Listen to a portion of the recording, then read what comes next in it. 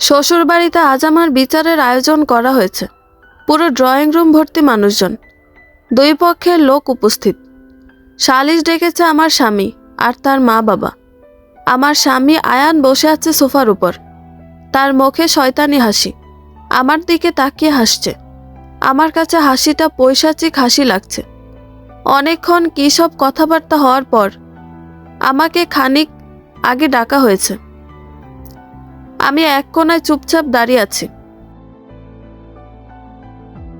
আমার বিশ্বাস করতে এখনো কষ্ট হচ্ছে যে আমার জন্য সালিশ বসেছে, আর সেটাও আমার স্বামী করেছে।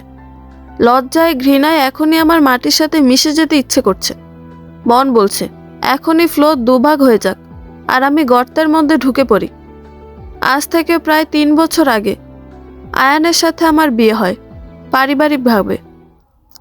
ঠিকঠাক চলছিল সব, কিন্তু বাধা আর মনোমালিন্য তখনই তৈরি হলো যখন আমি অন্য একজনের সাথে প্রেমে জড়িয়ে যাই। অপর মানুষটির সাথে প্রায় 1 মাস কথা বলার পর আয়ান বুঝে যায় ব্যাপারটা, আর আজ সেজন্য আমার এই অবস্থা। আমি স্বামী রেখে অন্য একজনের প্রেমে পড়েছি, ঠিক, কিন্তু ভুলটা আমার হলো। আমার স্বামী এতে বেশি দোষী। তার কারণে আমি আবার প্রেমে পড়তে বাধ্য হয়েছি। আমি রুহি, দেখতে বেশ সুন্দর, আকর্ষণীয়, মায়াবী আর আবেদনময়ী। বেশিরভাগ ছেলে প্রথম দেখা আমার প্রেমে পড়তে বাধ্য। ছোট্ট থেকে আমি আমার সৌন্দর্যের প্রশংসা শুনে আসছি, কিন্তু তুমি দেখতে বেশ মায়াবী, চোখ ফেরানো দায়, এই কথাটা 1000 জনের থেকে শুনেও আমার মন ভরতো না, ভালো লাগতো না। মন চাইতো বিশেষ একজনের থেকে এই কথাটা শুনতে। তারপর হুট করে বিয়ে হলো। আয়ান আসলো আমার লাইফে। আমাদের মধ্যে প্রেম হলো, ভালোবাসা হলো। কিন্তু বিয়ের 3 বছর হতে গেল। প্রথম 1-2 বার সে আমার প্রশংসা করলো, আর করেনি। চোখের দিকে তাকিয়ে কখনো বলেনি, জানো রুহি, তোমার চোখ জোড়া অদ্ভুত সুন্দর। অন্তরঙ্গ মুহূর্ত ছাড়া সে কখনো রোমান্টিক আলাপও করেনি। চাঁদনি রাতে হাতে হাত ধরে চাঁদ দেখে গল্প করার কথা থাকলেও আমাদের এমন মুহূর্ত আসেনি। আমি আমার ইচ্ছের কথা বললেও সে নীরব থাকতো। কোনো কিছুতে তার ইন্টারেস্ট নেই। যা লাগবে সে তা ঠিক টাইমে এনে দেবে। তার ভালোবাসা এইটুকুতে সীমাবদ্ধ। কেয়ারিংয়ের বিষয়ে সে জিরো। আমার মন চাইতো কেউ আমায় ভীষণ যত্নে রাখুক, চোখে হারাক, মন খারাপের দিনগুলোতে আমার পাশে বসুক, আমার মন ভালো করার দায়িত্ব নিক। কিন্তু এমনটা কখনো হয়নি। আমি তাকে খুব ভালোবাসি, আমার থেকেও বোধহয় বেশি বাসি, কিন্তু তবু হৃদয়ে অশান্তি লাগতো। সে থাকা সত্ত্বেও ভেতর বাড়িতে অদ্ভুত শূন্যতা বিরাজ করত। বুকটা ফাঁকা ফাঁকা লাগতো। খালি মনে হতো আমি এখনো পরিপূর্ণ না, আমার মনের মতো কাউকে পাইনি। লেখাপড়া ছাড়া নিজেকে অচল লাগে, তাই বিয়ের পরেও পড়ালেখা কন্টিনিউ চলছে।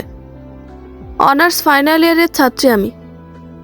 কলেজে অনেকের সাথে পরিচয় হয়। কেউ কেউ যেচে এসে কথা বলে। বিবাহিত শোনার পর মন্তব্য করে যে আপনাকে পেয়েছে সে খুবই ভাগ্যবান। তাদের থেকে কথা শুনলেই আমার মন ভেঙে যায়। মনে হয় সবাই বলে আমারে যে পাইছে সে ভাগ্যবান, কিন্তু আজ অবধি একবারও সে বলল না তোমাকে পেয়ে আমি ভাগ্যবান।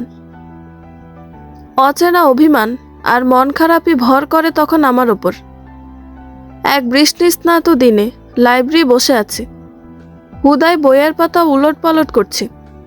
বান্ধবী চিমটি কেটে ফিসফিস করে বলল, সামনে তাকিয়ে দেখ, লাল টি শার্ট পরা একটা ছেলে তোকে বারবার দেখছে। আমি আর চোখে তাকালাম। সত্যিই তো, ছেলেটা একবার বইয়ের পাতায় চোখ বোলায় আর একবার আমার দিকে তাকায়। বেশ বুঝলাম বইটই পড়ছে না, হুদাই আমাকে দেখার জন্য এই বাহানা করছে। সেদিনের পর থেকে লাল টি শার্টওয়ালা ছেলেটা কখনো সামনে থেকে আবার কখনো দূর থেকে আমাকে দেখত। একদিন তো সোজা সামনে এসে গোলাপ নিয়ে বসে পড়ল হাঁটু গেড়ে। আমি সহ বিভিন্ন ডিপার্টমেন্টের ছেলে মেয়ে অতি বিস্ময়ে তাকিয়ে আছি। সে সেসব দিকে বিন্দুমাত্র ভ্রুক্ষেপ না করে অত্যন্ত ধীর কণ্ঠে বলল, তোমাকে আমার খুব ভালো লাগে, খালি দেখতে ইচ্ছে করে, না দেখলে মনের উঠান বিষাদে ভরপুর হয়।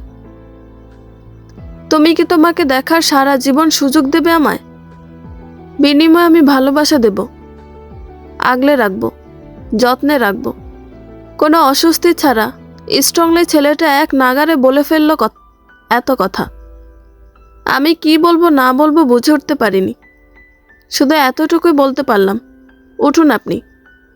আমার বান্ধবী তাকে বলল, আপনি ভুল করছেন, হয়তো জানেন না, রুহি বিবাহিত। সে চোখজোড়া বন্ধ করে আবার খুলল। জিহ্বা দিয়ে ঠোঁট ভিজিয়ে সহজ গলায় বলল, ভালো লাগার সময় তার কোথাও লেখা ছিল না যে সে বিবাহিত। রাতের পর রাত, দিনের পর দিন যখন তাকে নিয়ে বিভোর থাকতাম, তখনও আমার অনুভূতিরা একবারের জন্য জানান দেয়নি সে মেয়েটা বিবাহিত। ভালো লাগা যখন ভালোবাসায় রূপান্তর হলো, তখন এই শহরের একটি কাকপক্ষীও বলেনি সে বিবাহিতা। সবশেষে এখন জানলাম সে বিবাহিতা।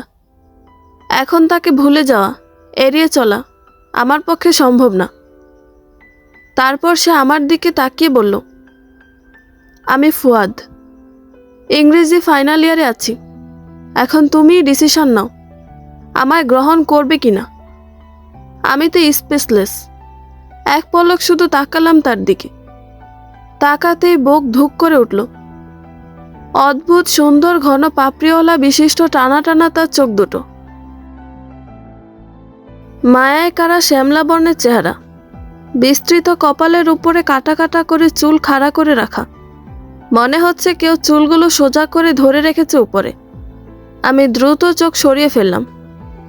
অন্যদিকে মাথা ঘুরিয়ে বললাম, আমার পক্ষে সম্ভব না, আমি অপেক্ষায় থাকব। এই বলে সে দ্রুত পায়ে চলে গেল। আমার মন খসখস করতে লাগলো। মস্তিষ্কে বারবার উকি দিচ্ছিল তার সুন্দর কথাগুলো। ফিরিয়ে দেবার পরেও ফুয়াদ আমাকে দেখত, আড়াল থেকে আবার সামনে থেকেও অপলকভাবে তাকিয়ে থাকত। তেমনি আরেক অনাকাঙ্ক্ষিত ঝুম বৃষ্টির দিনে আমি ভিজে জবুতবু হয়ে কলেজ ঢুকছিলাম।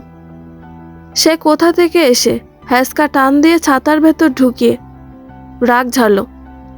কোথাও দাঁড়াতে পারতে, জ্বর আসবে তো। আমি কোনো উত্তর না দিয়ে বাংলা ডিপার্টমেন্টের বারান্দায় উঠলাম। দাঁড়াও, আমি আসছি বলে 10 মিনিটের ভেতর একটা ওয়ান পিস ওড়না আর টাইলস এনে দিয়ে বলল, চেঞ্জ করে এসো তাড়াতাড়ি। আমি সত্যি তার এসব আচরণে অভিভূত হয়ে যাচ্ছি। এইভাবে চলতে চলতে তার ভালোবাসা কেয়ার দেখে আমিও তার প্রেমে পড়ে গেলাম। লুকিয়ে লুকিয়ে কথা বলতাম, কলেজে এড়িয়ে চলতাম।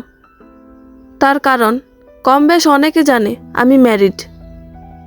একদিন সারা বেলা অফলাইন থাকায় সে সিমে মেসেজ করছিল, কোথায় তুমি? তুমি জানো না, তুমি ছাড়া সব কিছু আমার বিষাদ লাগে। সেই মেসেজটা আয়ান দেখে ফেলে। কথায় আছে না, কোনো কিছু লুকিয়ে রাখা যায় না। আমার বেলাও তাই হলো। আয়ান এই ব্যাপারে জিজ্ঞেস করলে আমি কাঁপতে লাগলাম। চারপাশ অন্ধকার লাগতে শুরু করলো। আমি কিছু না ভেবে তার পায়ে পড়ে কান্না শুরু করে দিলাম। মিনতি করে বললাম, আমি ভুল করে ফেলেছি, আমার ভুল হয়েছে, আমায় ক্ষমা করে দাও। কখনো আর কারো সাথে কথা বলবো না। মনে ভয় লাগতে শুরু হলো, যদি এই কারণে আয়ান আমাকে ছেড়ে দেয়, আমি মানতে পারবো না। আমি আমার স্বামীকে ভীষণ ভালোবাসি। তার জন্য আমি হাজারো ফুয়াদকে ছেড়ে দিতে পারবো। আয়ানকে সারা রাত দিন মিনতি করলাম, কাউকে বলো না প্লিজ। আমি ভুল পথে চলে গিয়েছিলাম, আর তার কারণ এইগুলো। তুমি হয় এমন হও, আমাকে কেয়ার করো, আর না পারো করো না। ছোট্ট একটা জীবন, অত কিছু লাগবে না আমার। তোমার সাথে থেকেই কাটিয়ে দেব পুরো জীবন। আয়ানকে স্বাভাবিক দেখালো, বলল মাফ করলাম। আমি নিশ্চিত হলাম, তার প্রতি ভালোবাসাটাও আরও বাড়ল। ওদিকে ফুয়াদ ফোন কল মেসেজ দিয়ে পাগল করে দিচ্ছে। সময় করে তার সাথে কথা বললাম, বুঝিয়ে বললাম, তুমি জানো আমি বিবাহিতা, আর তা জেনেই আমাকে ভালোবেসেছ। কিন্তু আমি বোধহয় তোমাকে ভালোবাসিনি, বড়জোর প্রেমে পড়েছি বলতে পারো। তোমার কথার প্রেমে পড়েছি। তুমি খুব সুন্দর আর গুছিয়ে কথা বলো, হয়তো এজন্য। তাহলে আমার সব অনুভূতি কি তোমার কাছে শুধু কথার খেলা ছিল? আমি তোমাকে ভালোবেসে নিজেকে হারিয়েছি, আর তুমি সেটা শুধু কথার মোহ বলে উড়িয়ে দিচ্ছ। দেখো ফুয়াদ, তোমার জন্য আমার সংসার ভাঙুক, এটা কখনো চাইব না। আমায় আর খুঁজো না প্লিজ, ভুলে যেও। কখনো কথা বলার চেষ্টা করো না। তোমার জন্য যদি আমার সঙ্গে কথা বলা কঠিন হয়, তাহলে চুপ থাকো, কিন্তু মনে রেখো, আমার মন থেকে তোমার জায়গাটা কখনো মুছবে না। তোমার মন থেকে মুছে যাবে কি যাবে না সেটা তোমার ব্যাপার, কিন্তু আমি স্পষ্ট বলতে চাই, তোমার সাথে কোনো সম্পর্ক রাখার ইচ্ছা আমার নেই। ফুয়াদকে ফিরতে কিছু বলার সুযোগ না দিয়ে সব কিছু থেকে ব্লক করে দিলাম। তাকে দেখলে হয়তো আকৃষ্ট হয়ে পড়ব, এজন্য কলেজ যাওয়াও সাময়িক অফ করলাম। আমি খুব ভালো করে বুঝতে পারলাম যে আল্লাহ পর্দা কেন ফরজ করেছেন। যতই বিবাহিত আর অবিবাহিত হোক না কেন, বিপরীত লিঙ্গের প্রতি আকর্ষণ থাকে, এসে যায়। সব ঠিকঠাক চলতে লাগলো। আয়ান যে আমার অজান্তে তার পরিবারকে এ বিষয়ে জানিয়েছে, সেটা আমি জানতাম না। তার মা বাবা সবার পরামর্শেই সে সালিশ বসিয়েছে। নিজের স্ত্রীকে সবার সামনে এভাবে সালিশ ডেকে অপমান করার বিষয়টা আমি মেনে নিতে পারছি না। না চাইতেও তার প্রতি খারাপ লাগা আসছে। আমার জন্য আমার মা বাবার সম্মান কোথায়? সে আমার পরিবারের দিকটা ভেবে দেখলে পারত। এত মিনতি করার পরেও সে কেন এমন কাজ করলো? কেন অন্যদের কথা শুনতে গেল? তার নিজের বিবেক নেই? উপস্থিত সবার সামনে আমাকে জিজ্ঞেস করা হলো, তুমি কি সংসার করতে চাও? কোনো কথা না বলে আমি হ্যাঁ সূচকভাবে মাথা নাড়লাম। যদি করতে চাও, তাহলে আজ থেকে ওই ছেলের সাথে কখনো কোনো কথা বলবা না। বাধ্য মেয়ের মতো আবারও হ্যাঁ সূচক মাথা নাড়িয়ে চলে আসলাম নিজের রুমে। জোরে কান্না পাচ্ছে আমার, কাঁদতে লাগলাম। মা এসে বললেন, এমনভাবে তোর জন্য আমাদের ছোট হতে হবে কখনো ভাবিনি। মাকে পুরো বিষয় বিশ্লেষণ করার ইচ্ছে হলো না আমার। থাকার জন্য বললাম না, ফুফিয়ে কাঁদছি। আয়ান হেসে ঘরে ঢুকলো, জড়িয়ে ধরল আমায়। এই প্রথমবার তার জড়িয়ে ধরায় গা গিরগির করতে লাগলো। সে বলল, সব ঠিক হয়ে গেছে, আর কোনো ঝামেলা নেই। আমিও তোমায় ক্ষমা করে দিলাম। একবার বলতে ইচ্ছে হলো, আমি তোমার বউ হই। আমার ভুলগুলো একান্ত তুমি শুধরাবে। তুমি কেন দু পরিবারে সেটা জানাবে। এতে আমি আর আমার পরিবার অপমানিত হয়েছে। তোমার প্রতিও ঘৃণা আসছে, কিন্তু কিছুই বললাম না। সে বুঝার হলে আগেই বুঝতো। কয়েকদিন এই বিষয় নিয়ে আমার মন খারাপ থাকলেও ধীরে ধীরে ঠিক হয়ে গেল। হাসি আনন্দে দিন কাটছে আয়ানের সাথে। ওদিকে ফুয়াদ বিভিন্ন নাম্বার থেকে, বিভিন্ন ফেসবুক আইডি থেকে হোয়াটসঅ্যাপে নক করে। আমি সাথে সাথে ব্লক দিই। আমি চাই না আবার আমার সংসারে অশান্তি লাগুক। আমি প্রেগনেন্ট হই, মা হতে চলেছি। এই অনুভূতি বলে বোঝানোর মতো না। আয়ান আর আমি ভীষণ খুশি। ডেলিভারি হওয়ার 2 মাস আগে বাপের বাড়ি চলে যাই। আয়ান প্রথমে রেগুলার খোঁজখবর নিল, আস্তে আস্তে তার মাত্রা কমে আসলো। এমনিতে শরীর ভীষণ খারাপ, তার ওপর তার এই পরিবর্তন আমাকে গভীর ভাবাচ্ছে। আমি কোনো মতে শান্তি পাচ্ছি না। 2 দিনে 3 দিনে একবার সে আমায় কল করে, তাও 3-4 মিনিট কথা বলে শেষ।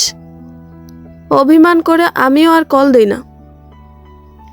এই মানসিক অশান্তি ভোগ করতে করতে চলে আসলো আমার ডেলিভারি ডেট। সে অফিস থেকে ছুটি নিয়ে চাইলেই আমার দুঃসময়ে পাশে থাকতে পারত, কিন্তু নেয়নি। শুধু 1-2 বার খোঁজ নিয়েছে, ব্যাস। আমার ছেলেবাবু হয়েছে। গভীর রাতে বাবুকে বকে জড়িয়ে ইচ্ছে মতো কাঁদলাম। সে কেন আসলো না, এই জন্য। একটা সংসার তো আর সহজে ছেড়ে দেওয়া যায় না। আমি দ্রুত তার কাছে ফিরলাম, মানুষটার হয়েছেটা কি তা দেখার জন্য। নজরুলের মতো লম্বা চুল আর উদাস উদাস ভাব দেখে আমার সন্দেহ হলো বেশ, কিন্তু প্রকাশ করিনি কিছু। আমার সাথে ভালোই ব্যবহার করছে, বাবুকে যত্ন করছে।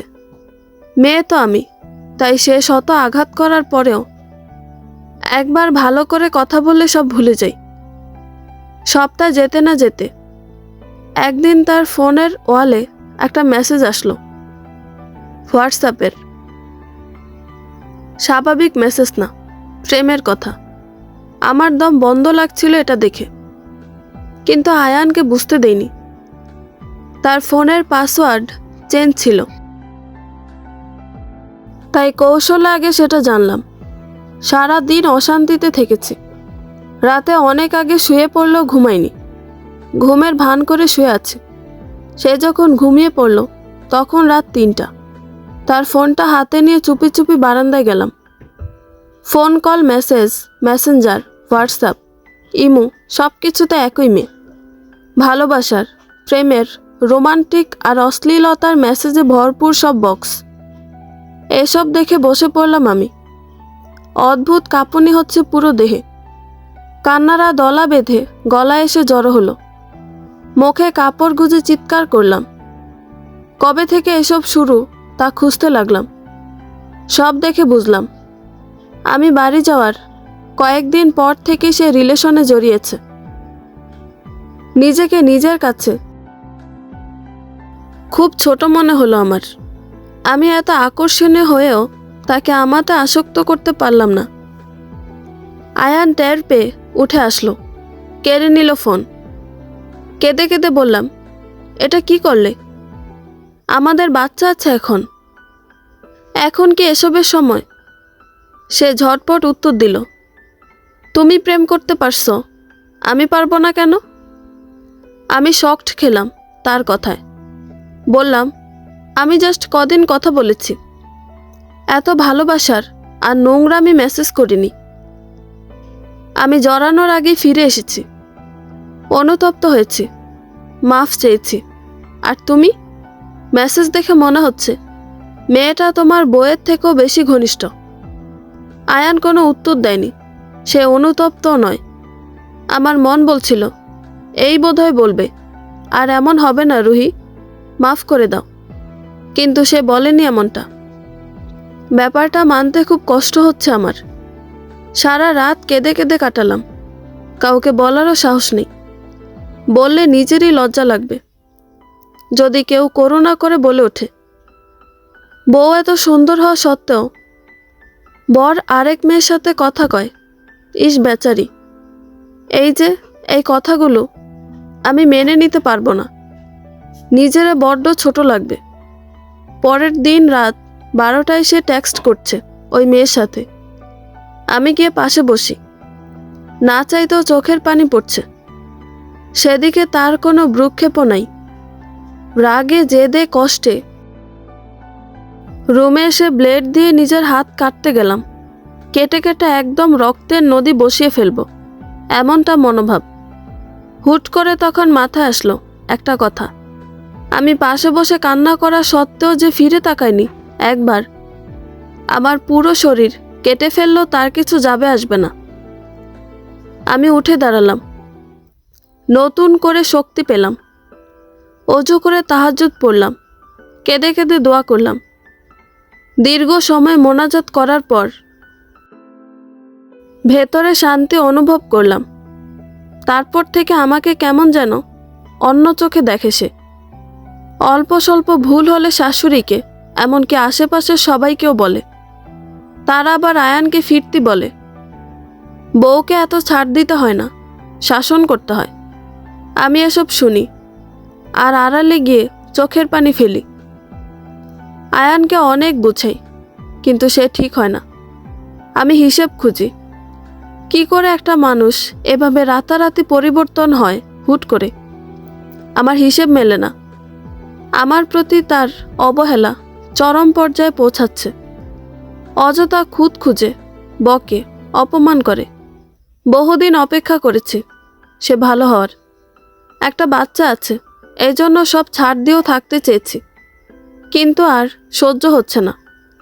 অপারগ হয়ে ভাবলাম আমার বাচ্চার জন্য আমি একাই যথেষ্ট। তখন মা বাবাকে পুরো বিষয়টা জানালাম। বললাম আমি আর পারছি না, পাগল হয়ে যাব এভাবে থাকলে। আমি আসছি বাড়ি। সপ্তাহের ভেতর চলে গেলাম বাপের বাড়ি। কিছুদিন যেতেই আয়ান যায়, মিনতি করে নিয়ে আসে, বলে আর করবে না এসব। এভাবে কয়েকবার চলল। আমি যাই আর সে করব না বলে নিয়ে আসে। কিছুদিন ভালো যায়, তারপর আবার শুরু হয় অশান্তি। খারাপ ব্যবহার করে। আমার সত্যিই খুব ঘৃণা চলে আসলো আয়ানের প্রতি। ঠিক করলাম তার কথা আর ভুলব না। হাজার মিনতি করলেও ফিরব না। সে আমাকে জ্বালাবে, আবার ছাড়বেও না। অন্য জায়গায় ফষ্টি নষ্টি করে বেড়াবে। এবার তাকে চিরতরে মুক্তি দেব। ঘড়ির কাঁটায় রাত বাজে 11টা। আগামীকাল চলে যাব, তাই গুছিয়ে নিচ্ছি সব। আয়ান ঘরে ফিরল। তার সাথে একটা মেয়েকে দেখে চমকে উঠলাম।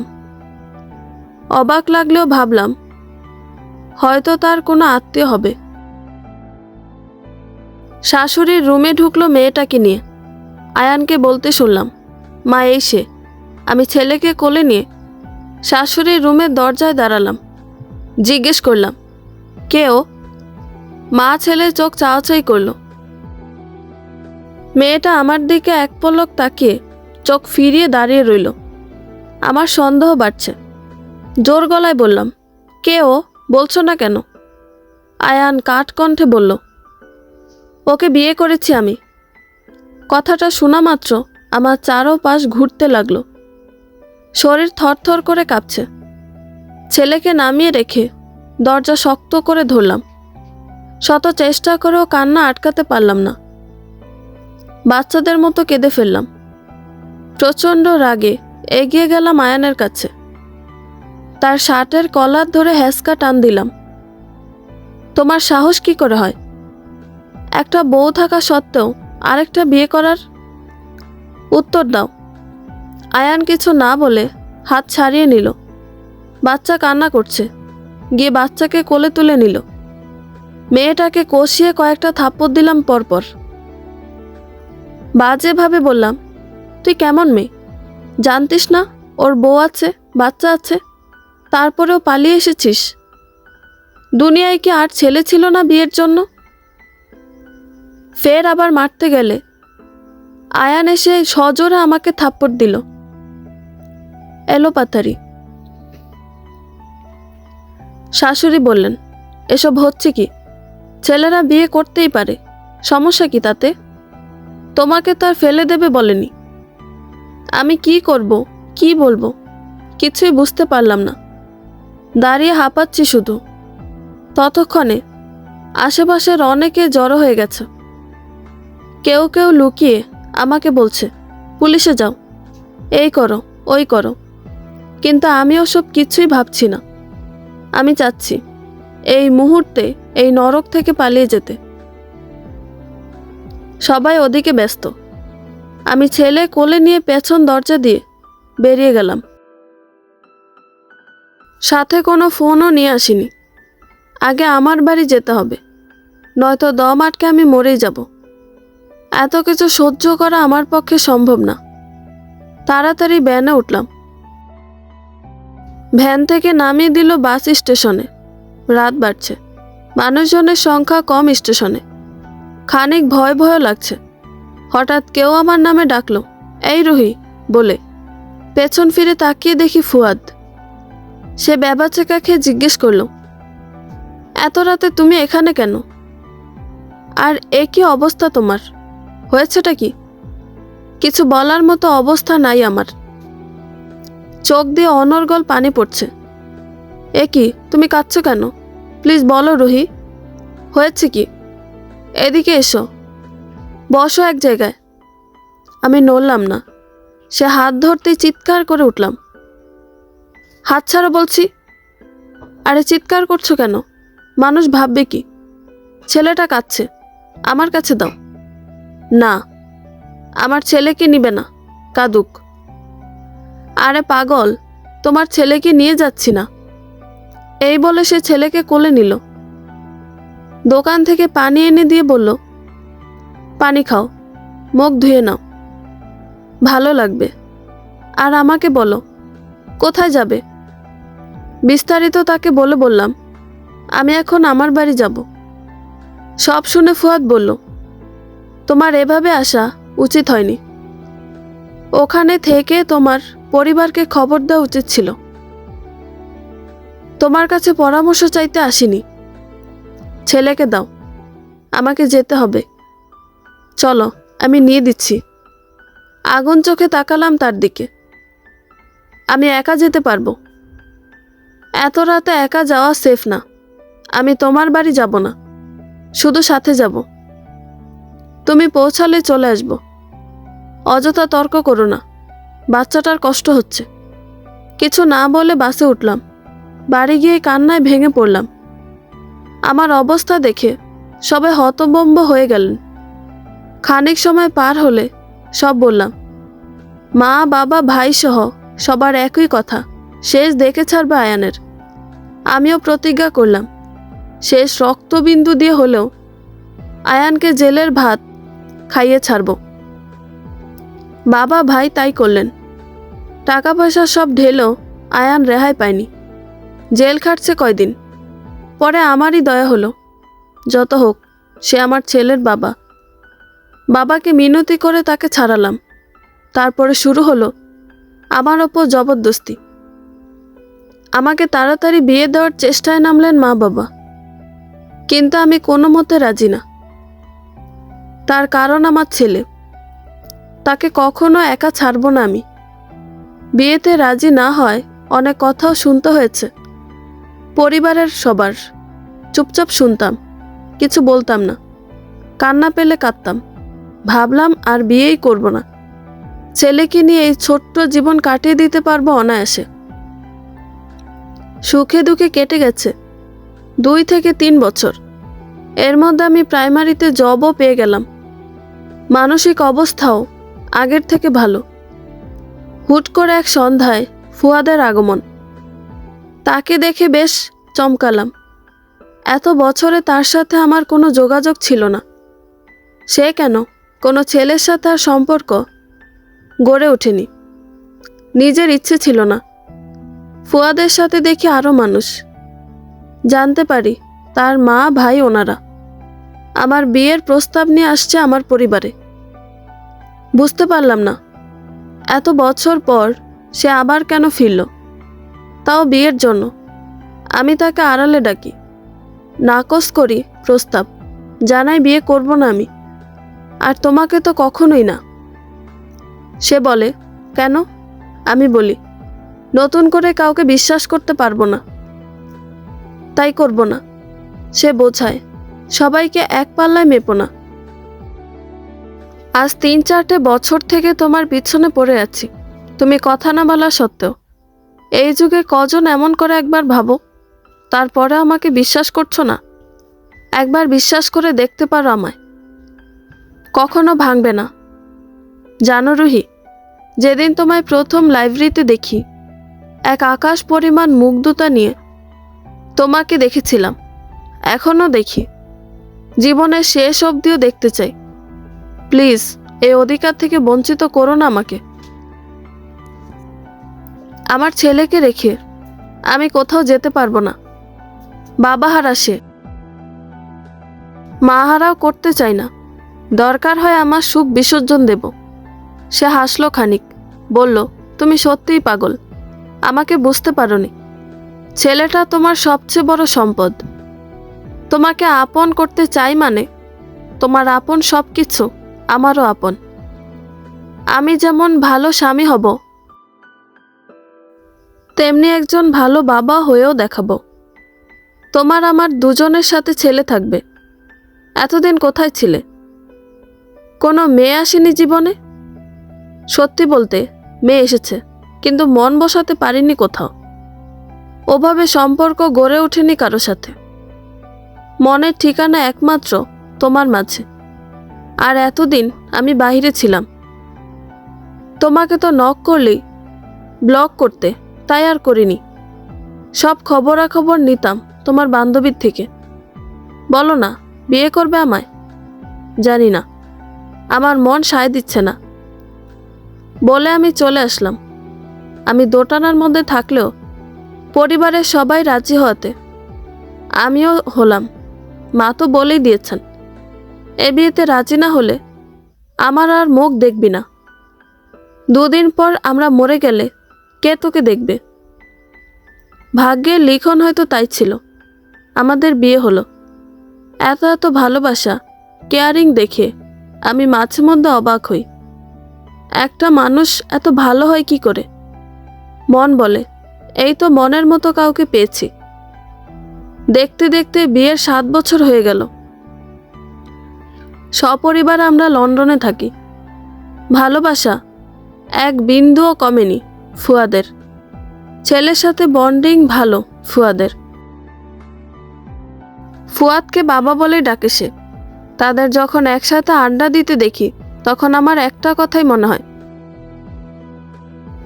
মাঝে মাঝে রক্তের সম্পর্ক থেকে আত্মার সম্পর্ক অনেক গভীর হয়। ফুয়াদ তার বিশ্বাসের মর্যাদা দিয়েছে। আয়ান তার মা বোন কদিন পর পর কল দেন ছেলের সাথে কথা বলার জন্য। ফুয়াদ নিজে থেকে কথা বলিয়ে দেয়। শুনেছি সেই মেয়েটা আয়ানের সাথে নেই, ডিভোর্স হয়েছে, আর বিয়ে করেনি কাউকে।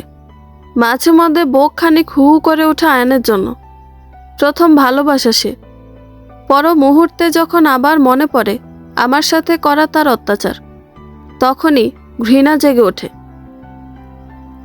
বন্ধুরা, গল্পটি ভালো লেগে থাকলে একটা লাইক করে দিবেন এবং গল্প সম্পর্কে কোনো মতামত জানানোর থাকলে কমেন্ট করতে পারেন।